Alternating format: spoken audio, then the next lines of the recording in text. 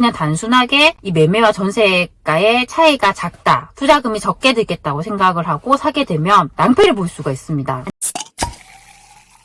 안녕하세요, 세비트입니다. 오늘도 시간이 잠깐 나서 영상을 찍게 됐습니다. 오늘 제가 드리고 싶은 이야기는 투자금 계산에 대한 부분이에요. 보통 저희가 아파트를 사려고 할 때 투자금이 얼마가 드는지 계산을 해야 되잖아요. 그때 놓치는 부분들이 있더라고요. 그 부분에 대해서 짚어드리려고 합니다. 보통 가장 우선적으로 내가 투자로 아파트를 사려고 할 때 투자금을 계산을 해야 하잖아요. 그때 가장 먼저 생각을 하는 부분이 이 매매가와 전세가의 차이예요. 보통 저희가 갭 투자라고 하잖아요. 그게 이 아파트 매매 가격에서 전세 가격을 뺀 나머지 돈이 나의 투자금이 되는 거예요.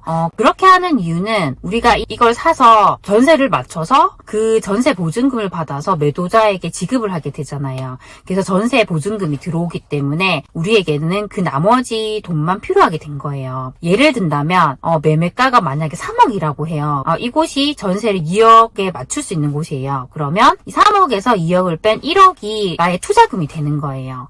그렇게 계산을 하게 됩니다. 근데 여기서 더 추가적으로 어떤 투자금이 더 들어가는지를 계산해야 돼요. 이때 우선 첫 번째로 생각을 할 게 취득세예요. 취득세는 이 물건을 취득을 할 때 내게 되는 세금입니다. 요즘에는 취득세 중과가 있잖아요. 그래서 나의 주택수에 따라서 이것이 달라지기 때문에 잘 보셔야 돼요. 보통은 비규제 지역을 기준으로 한다면 2주택까지는 취득세 중과가 되지 않아요. 취득가액의 1.1%입니다. 그렇게 본다면 내가 3억에 이 아파트를 사니까 이 3억의 1.1%를 취득세로 내게 되는 거예요. 이렇게 계산을 하면 330만 원 정도 나오더라고요. 그렇게 해볼 수가 있고요. 두 번째로 드는 비용이 중개수수료입니다. 근데 이 중개수수료는 각 지역마다 요일표가 있어요. 검색창에 중개수수료 요일표라고 검색을 하면 이런 표가 나옵니다. 그 금액대에 따라서 요일이 달라요. 그걸 보고 참고를 하시면 되는데요. 제가 검색을 해보니까 만약에 대구 같은 곳을 예로 든다고 하면 매 금액이 3억 정도라고 하면 요일이 1000분의 4% 되더라고요.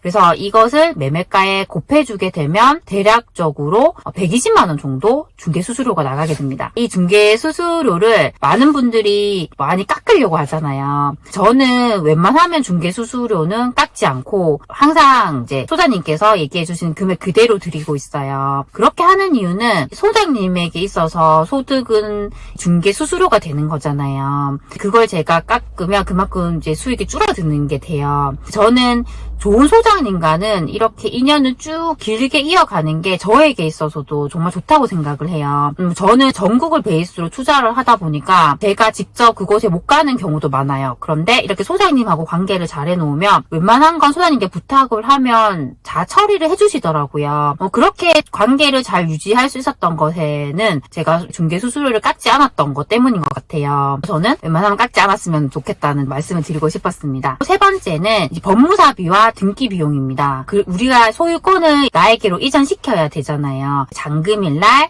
법무사 직원분이 오셔서 처리를 해주시게 됩니다. 그때는 법무사비와 등기 비용 같은 이제 그런 비용들이 발생하게 돼요. 그래서 이런 부분들을 감안을 하시면 됩니다. 여기까지는 보통 생각을 많이 하시는데 놓치는 부분이 있어요. 그게 뭐냐면 인테리어 비용입니다. 인테리어 비용이 모든 것에 발생하는 것이 아니라 신축 아파트 같은 경우는 인테리어를 신경 쓸 필요가 없어요. 거의 손댈 곳이 없습니다. 그런데 구축 아파트, 특히나 20년 이상 된 이런 아파트들은 인테리어가 정말 중요해요. 요즘에는 공시지가 1억이 아파트도 많이 보시잖아요. 그런 곳들은 연식이 정말 20년 이상이 된 곳들이 많아요. 이런 곳들도 물건마다 인테리어가 돼 있는 게 있고 안 돼 있는 게 있단 말이에요. 내가 이런 것은 생각하지도 않고 그냥 단순하게 이 매매와 전세가의 차이가 작다, 투자금이 적게 들겠다고 생각을 하고 사게 되면 낭패를 볼 수가 있습니다. 그래서 항상 인테리어를 잘 생각을 해야 돼요. 어떤 물건들은 최근에 이렇게 인테리어가 된 것도 있고 어떤 물건들은 정말 거의 한 번도 인테리어를 하지 않은 물건들도 있을 수 있어요.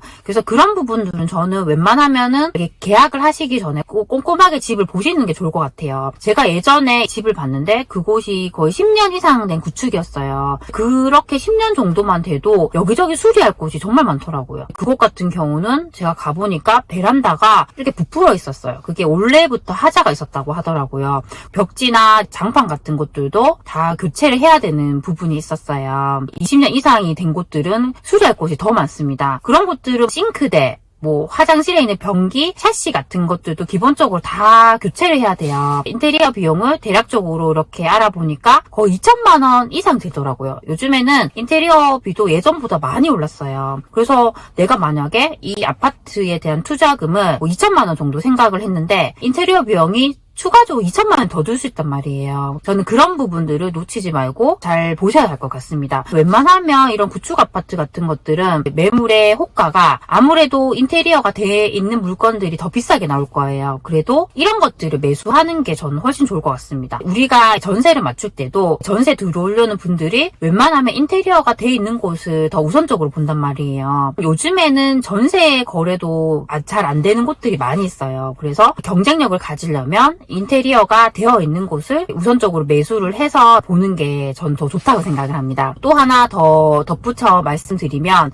전세가도 잘 보셔야 돼요. 처음에는 소장님 이야기만 듣고 매매가와 전세가를 딱 맞춰서 투자금을 계산을 했는데 전세 거래가 잘 안 될 때는 전세가가 내가 생각했던 것보다 더 낮게 거래가 될 수 있어요. 전세가 안 나가면 가격을 낮출 수밖에 없단 말이에요. 그래서 최대한으로 이런 전세 가격은 보수적으로 보는 게 맞아요. 전세가를 낮춰서 거래를 하게 되면 내가 생각했던 것보다 투자금이 더 들어가게 돼요. 그래서 그런 부분들을 잘 생각을 해야 합니다. 요즘처럼 전세 거래가 잘 안 되는 경우에는 집주인이 그 집의 전세를 사는 점유 계정을 적극적으로 보셨으면 좋겠어요. 제가 오늘도 물건을 계속 검색을 했는데 점유 계정 물건이 정말 많더라고요. 이렇게 점유 계정을 하는 이유가 저는 두 가지 정도로 생각할 수 있을 것 같아요. 첫 번째는 보통 저희가 보는 그런 저평가 지역 같은 곳들은 그동안 몇 년 동안 계속 하락을 했다가 최근에 상승 전환이 됐잖아요. 이렇게 되면 집주인 입장에서는 이렇게 내려가다가 이제 조금 올랐구나. 그러면